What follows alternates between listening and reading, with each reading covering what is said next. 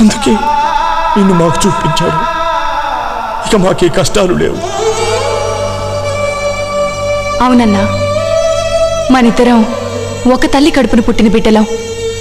వీళ్ళంతా మనవాళ్ళన్నా. నువ్వు గంగాధరం నాయుడు బిడ్డవు కాదయ్యా, మా నాయకుడు మహదేవనాయుడు కడుపున పుట్టిన రుద్రమనాయుడివి.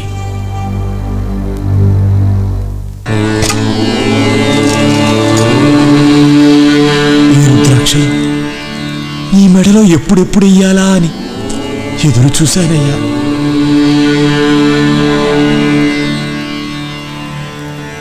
ఈ రుద్రాక్షలు మా దేవుడివి, మీ నాన్నగారివి.